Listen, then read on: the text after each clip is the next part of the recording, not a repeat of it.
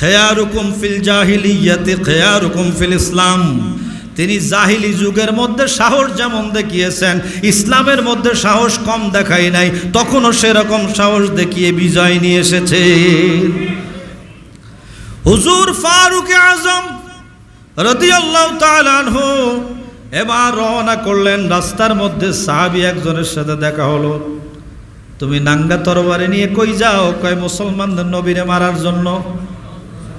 আচ্ছা, তিনি মুসলমান, তার সামনে এই কথা কইলে কি চলে নাকি? হ্যাঁ, উনি বলতেছেন তুমি কার সামনে কি বলো? আমার সামনে মুসলমানদের নবীরে তুমি মারবে, এত সহজ নাকি? সুবহানাল্লাহ বলেন। তিনিও সাহস নিয়ে দাঁড়িয়ে গেলেন। দাঁড়িয়ে গেলে কোষ থেকে তরবারি বের করেছে। ফারুক আজম বলে তোরে আগে নিমু, তুই মুসলমানদের নবীরে মারতে দিবি না, তুই তাহলে ইসলাম গ্রহণ করেছ, তোরে আগে নিয়ে নেব। নাউজুবিল্লাহ কোন কয় রাখো ফারুক আজম, তোমার বোন ফাতেমা আর তোমার বোনের স্বামী সাঈদ ইবনে যায়েদ ইবনে সাঈদ, এই যায়েদ ইবনে সাঈদ আর তোমার বোন ফাতেমা, এই দুইজনের খবর লইয়া লও, তোমার আগে আগে তারা ইসলাম গ্রহণ করে ফেলেছে। হ্যাঁ, এই অবস্থা। আমার বোন কাবু করে ফেলেছেন তিনি। কাবু বোঝেন তো? কাবু করে ফেলেছেন, শক্তি শেষ, তরবারি নামিয়ে ফেলেছে সোজা বোনের ঘরে। আর যাইতে যাইতে কানের মধ্যে কিসের যেন একটা আওয়াজ। হযরতে খাব্বাব ওনাদেরকে কোরআন শরীফ পড়াইতেছেন। আহদিনাস সিরাতাল মুস্তাকিম, আল্লাহুম্মা আহদিনাস সিরাতাল মুস্তাকিম। নামাজের মধ্যে যখন সিরাতে মুস্তাকিমের আয়াত আসে, মনে মনে ওই চিন্তাই করবেন, আল্লাহ তুমি আমার সিরাতে মুস্তাকিমের উপরেই রেখো। কারণ ঈমান বাঁচানোর চেয়ে বড় কঠিন অবস্থা কিন্তু এখন আর নাই, অন্যটা না। 23 হিজরিতে, কত হিজরি? 26শে জিলহজ আঘাতপ্রাপ্ত হয়েছিলেন আবু লুলুর মাধ্যমে ফজরের নামাজে। আল্লাহ তাকে শাহাদাতের মর্যাদা দিয়েছেন। আল্লাহু আকবার। ফারুক আজম বলতেন আল্লাহুম্মা রযুকনি শাহাদাতান ফি সাবিলিকা ওয়াজআল মাউতি বাল ফি বালাদি রাসূলিকা। সুবহানাল্লাহ। এই কানা এই দোয়াটা সহিহ বুখারীতে নেওয়া হয়েছে, সহিহ বুখারী। সুবহানাল্লাহ বলেন। হুজুর ফারুক আজম দোয়া করতেন, আল্লাহ গো, ও আমার আল্লাহ, আমি তোমার কাছে ফরিয়াদ করি, আল্লাহুম্মা রযুকনি শাহাদাতান ফি সাবিলিকা, আয় আল্লাহ আমার যেন তোমার রাস্তায় শহীদ হয়ে মরতে পারি, আমার মউতটা যেন শাহাদাতের মউত হয়। মহব্বতে বলুন আমিন। ফারুক আজম নিজের শাহাদাত কামনা করলেন, আমরাও আল্লাহর কাছে দোয়া করলাম, কারণ শাহাদাত হলো একটা মর্যাদা। এই মর্যাদা তিনি আল্লাহর কাছে চেয়েছেন। তারপরে ওয়াজআল মাউতি ফি বালাদি রাসূলিকা, আর তিনি আল্লাহর কাছে এই দোয়া করেছেন, আল্লাহ তোমার হাবিবের শহরে তুমি আমাকে মউত দিও, আমার শাহাদাত যেন তোমার হাবিবের শহরে হয়, আমার মউতটা যেন নবী পাকের শহর সোনার মদিনায় হয়, মদিনা মুনাওয়ারায় যেন আমার শাহাদাত হয়, আমি আমার রসুলের শহরে মরতে চাই। সুবহানাল্লাহ। হুজুর ফারুক আজম, যার শানে আলোচনা না করলেই নয়, আমার রহমতের নবী যাকে বলেছেন, قال رسول الله صلى الله تعالى عليه وسلم إن عمر بن الخطاب سراج উম্মতি। আমার ফারুক আজম হলো আমার তামাম উম্মতের জন্য লাইট, আমার সমস্ত উম্মতের জন্য চেরাগ এবং বাতি। আমার ফারুক আজম আমার যত উম্মত দুনিয়ার মধ্যে রয়েছে সমস্ত উম্মতের লাইট হলো, আলো হলো, বাতি হলো আমার ফারুক আজম ওমর ইবনে খাত্তাব। বলুন সুবহানাল্লাহ। আমার উম্মতের লাইট, উম্মতের আলো, অন্ধকার যেখানে সেখানে আলো, অর্থাৎ আলোতে যেমন পথ দেখায় আমার ফারুক আজম ওইরকম পথ দেখায়। ফাবিআইহিম ইক্তাদাইতুম ইহতাদাইতুম।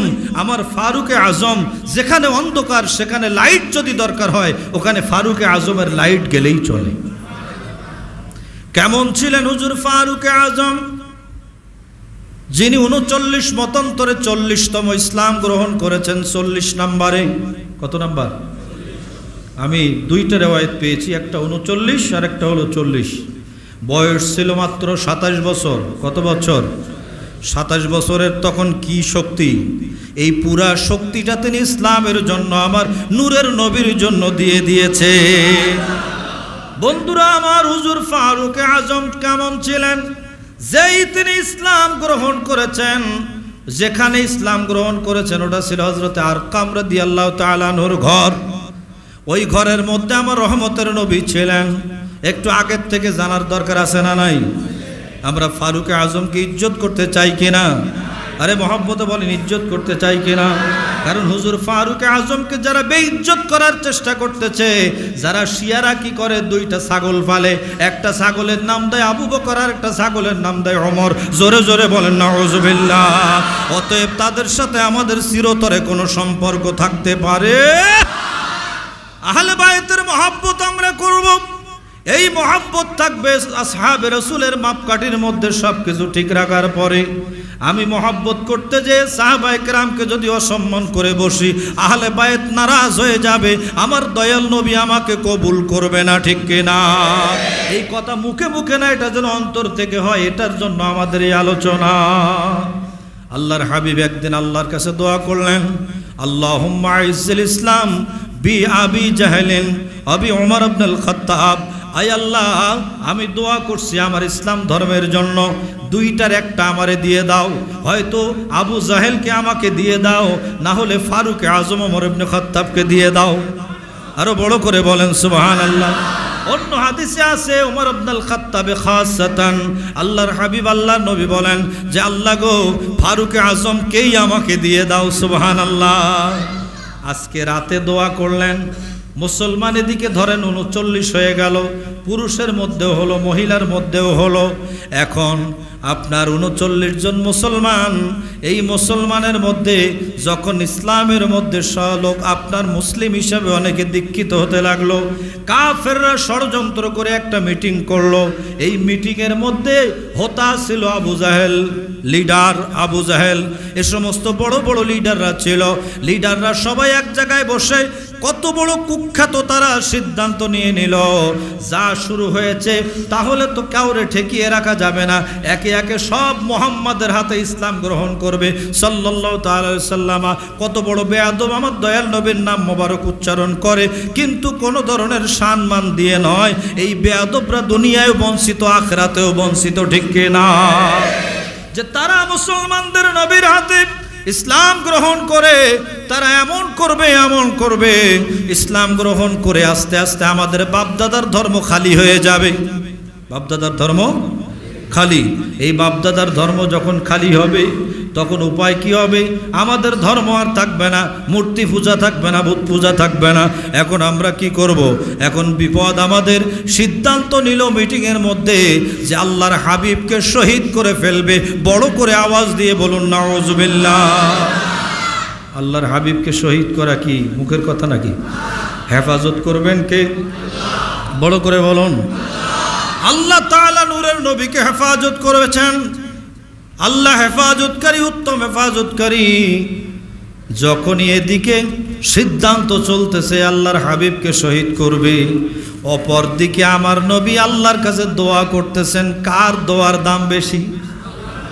আমার নবী দোয়া করেন, আল্লাহ আবু জাহেলকে অথবা ওমর ইবনে খাত্তাবকে আমারে দিয়ে দাও। এদিকে মিটিং চলে, এদিকে হাবিবের দোয়া চলে। আমার দয়াল নবী এমন একটা গিট্টু লাগাইয়া দিলেন, এমন ভাবে আমার নবী এখানে জব্দ করে দিলেন যে তোমরা যতই করো না কেন, আমি আল্লাহর কাছে দোয়া করেছি, সেই দোয়া সব বন্ধ হয়ে গেছে। তোমাদের বুদ্ধি যা আছে সব শেষ। আমি আল্লাহর হাবিব এমন একটা অবস্থা করেছি। বন্ধুরা আমার, গভীর মনোযোগ।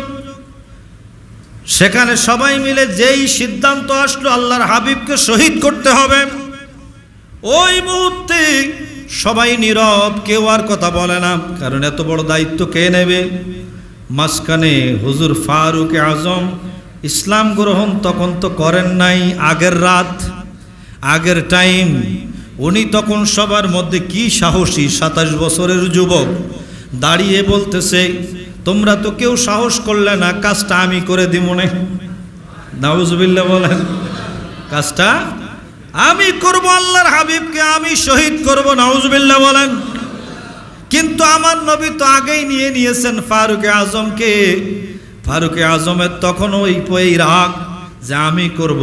তরবারি নাঙ্গা উন্মুক্ত তরবারি হাতের মধ্যে নিলেন, রওনা করলেন, এখনই ধরবো, এখনই মেরে ফেলবো। কি পরিমাণ সাহস! হ্যাঁ, খেয়ারুকুম ফিল জাহিলিয়াতি খেয়ারুকুম ফিল ইসলাম।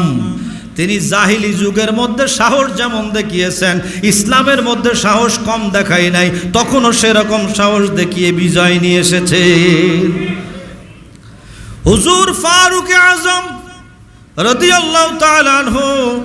এবার রওনা করলেন। রাস্তার মধ্যে সাহাবী একজনের সাথে দেখা হলো। তুমি নাঙ্গা তরবারি নিয়ে কই যাও? কয় মুসলমানদের নবীরে মারার জন্য।